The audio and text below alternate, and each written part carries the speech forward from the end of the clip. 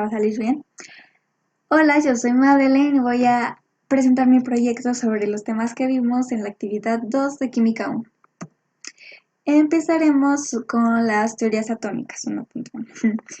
Primero, Demócrito en la antigua Grecia, por medio de la razón, llegó a una conclusión, que si partías una piedra a la mitad y esta mitad tenía las mismas propiedades y la partías y partías y partías y partías y partías y partías, llegaba un punto en que no se podía partir, ¿no? Entonces creó esta teoría de la materia que esa parte que no se podía partir la llamó átomo, que significa indivisible. Luego, 2000 años después, vino John Dalton, que hizo otra teoría sobre la materia, que dice que la materia está formada por átomos. Él dice que los átomos de un mismo elemento comparten la misma masa y el mismo peso, pero esos elementos son muy diferentes a los átomos de otro elemento. Luego vino Joseph John Thomson, que con su descubrimiento del electrón dijo: si el electrón es negativo, pero el átomo es neutro, entonces debería haber una partícula positiva que haga que se desarrolle bien el átomo, ¿no? Entonces, después vino Ernest Rutherford, que ganó el premio Nobel en 1919. Él es famoso por bombardear una lámina de oro con partículas alfa, y así se dio cuenta que sí existían las partículas positivas y que éstas pesaban muchísimo. Luego Niels Bohr aplicó por primera vez la teoría cuántica, que fue hecha por Max Planck, que lo tenemos aquí en medio, y él determinó que los electrones podían estar en ciertos orbitales de radios determinados. Luego, Max Planck, que fue el que hizo la teoría cuántica, en 1900 hizo su constante de Planck, utilizada para calcular la energía de un fotón. La teoría cuántica dice que los átomos y las moléculas pueden emitir o absorber energía en cantidades discretas que llamó cuantos, teoría cuántica. Y un cuanto es la mínima cantidad de energía que puede emitir o absorber en forma de radiación electromagnética. Siguiente, descubrimientos. Descubrimientos. Henry Becquerel descubrió la radioactividad en 1896. Luego Kroc descubrió los rayos catódicos, que van desde el cátodo hasta el ánodo.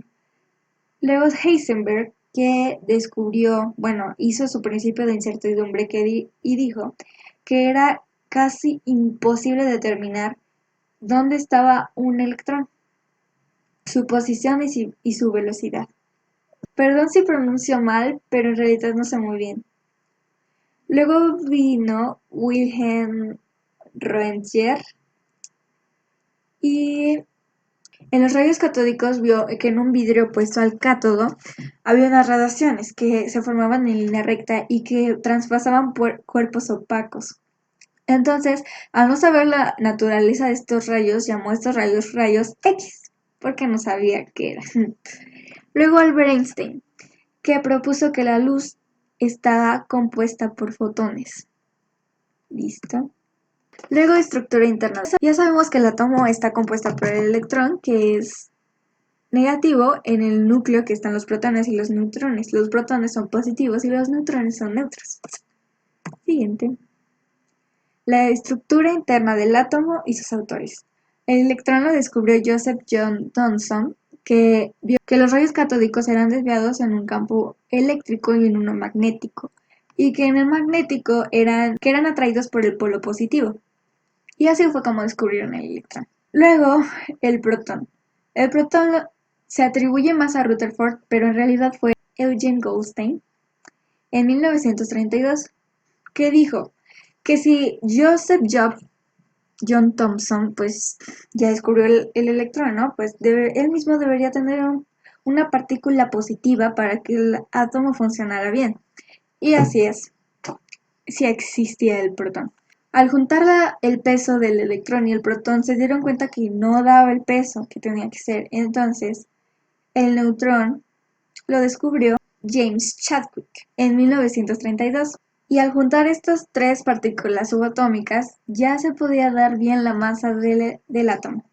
Siguiente, el electrón.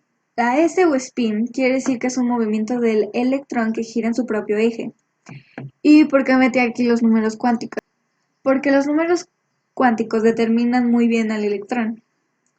Y ahorita voy a explicar por qué. El hilo principal va del número 1, 2, 3 y 4, así, ¿no? El hilo secundario es usado para definir los subniveles de una onda, porque decían que los electrones podían girar en ondas elípticas y cada una de esta onda tenía subniveles. Entonces estos subniveles los definirían con el número cuántico L, que es el secundario. Y la M sirve para definir los subniveles de un campo magnético. Existen más partículas subatómicas, aparte de las que nosotros conocemos, que es el electrón, el protón y el neutrón. También existen muchas como el neutrino, el piones, los leptones, el mesón, el barión, el positrón, el antielectrón y muchas más. Las partículas subatómicas son partículas más pequeñas que un átomo. Pueden ser compuestas o elementales. Por ejemplo, los quarks. Los quarks componen a los protones y neutrones. Pero también hay partículas subatómicas que no forman parte del átomo, como los neutrinos y los besones. Configuraciones electrónicas. Hay tres formas para hacer una configuración electrónica: la forma condensada o simplificada, la forma desarrollada o diagrama energético y configuración con kernel.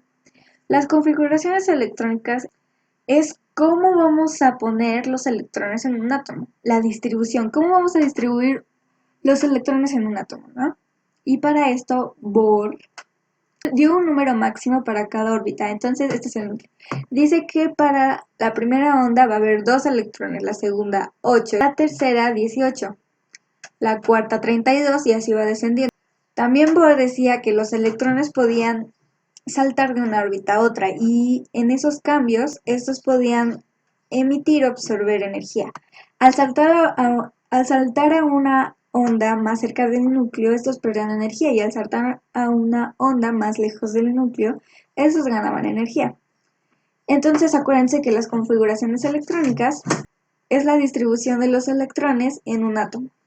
Siguiente. Luego vienen los orbitales y tipos. Vemos que hay diferentes tipos de orbitales, que son las S, la P, la D y la F. Entonces, la S podemos ver que es solo un circulito que está en medio del núcleo. La P podemos decir que son dos bolitas como apachurradas. Luego la D es más exótico.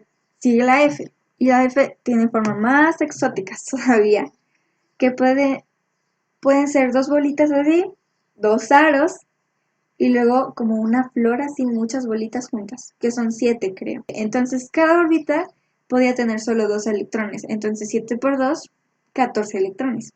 El REMPE. El REMPE es lo mismo que un orbital. Y un orbital son las zonas del espacio donde encontrar a un electrón es máxima. Entonces el REMPE o el orbital abarca la región, espacio, energética, manifestación, probabilística y electrónica. Siguiente. Este dice que un electrón es parte de una nube electrónica y que gracias a los 4 números cuánticos podemos ver cuál es la ubicación de un electrón en la nube electrónica. Siguiente. Mecánica cuántica y sus principios fundamentales. La verdad estos no me los sé bien, solo el primero, pero los otros los voy a leer. El principio de Heisenberg dice que es imposible calcular el momento cinético de un electrón. El segundo principio fundamental dice que los átomos y las moléculas solo pueden existir en ciertos estados energéticos. El tercer principio fundamental dice que cuando los átomos y las moléculas absorben o emiten radiación, la frecuencia de la luz está relacionada con el cambio energético. Y el cuarto principio fundamental, que dice que los estados energéticos de átomos y moléculas pueden describirse durante números cuánticos. Luego vamos con los espectros. El espectro óptico sale de un cuerpo caliente. Al prisma óptico se descompone en distintas radiaciones electromagnéticas. Depende del largo o lo corto que sea la longitud de la onda, es que pueden ser infrarrojo o ultravioleta. Entonces los ultravioleta. Les pusieron ese nombre porque su longitud de onda es muy poca y los ojos humanos no los pueden ver, pero Es muy parecido al color violeta, entonces ultravioleta. Luego el espectro de rayos X. Ya vimos que los rayos X era una línea recta que va del cátodo hasta el ánodo, ¿no? O sea que es un rayo continuo. Luego el espectro infrarrojo. Este se divide en tres: cercano, mediano y lejano. Entre más larga la onda, más tiene relación con el espectro visible o óptico. La tabla periódica y sus diferentes tipos, como la malla circular, que literalmente era un círculo con todos los elementos, la vertical o la espiral, que eran muy raras, pero la verdad se quedó la actual. Los grupos y periodos. Los grupos son las columnas verticales que están en la tabla periódica. Todas las columnas verticales se llaman grupos. Y los periodos son las filas verticales que están ahí. Luego, ¿cómo se divide la tabla periódica? Pues se divide en bloques. En bloque S, P, D y F, que es igual a los orbitales. S, P, D y F. Entonces, cada elemento tiene su orbital, por lo que el bloque S está a la izquierda, el bloque P está a la derecha, el bloque D está a la mitad y el bloque F está hasta abajo. Lo que pueden ser los elementos. Los metales se caracterizan por ser unos buenos conductores de calor y de electricidad. Poseen valores bajos de energía de ionización, por lo tanto quiere decir que son fáciles de perder electrones. Y los no metales son todo lo contrario, no son nada buenos conduciendo calor ni electricidad, pero sí son buenos teniendo electrones. Entonces, los metaloides eran unos elementos que compartían características con los metales y los no metales. Y como no sabían dónde ponerlos ni cómo ponerles, le pusieron metaloides y los pusieron a la mitad de la tabla periódica. Lo que podemos ver en una tabla periódica y lo que significa. El número atómico se simboliza con la letra Z y es el número de protones que tiene un elemento, y esto lo hace diferente a los demás elementos. Luego el símbolo químico. Luego el nombre del elemento, que es, aquí es el hierro, pues para que sepamos, ¿no? Si no nos acordamos del símbolo químico, pues ahí leemos. Y luego la masa atómica, que es la masa del átomo. Siguiente. ¿Cómo sacar el número másico? El número másico es muy sencillo de sacar porque solo tienes que redondear la masa atómica y listo.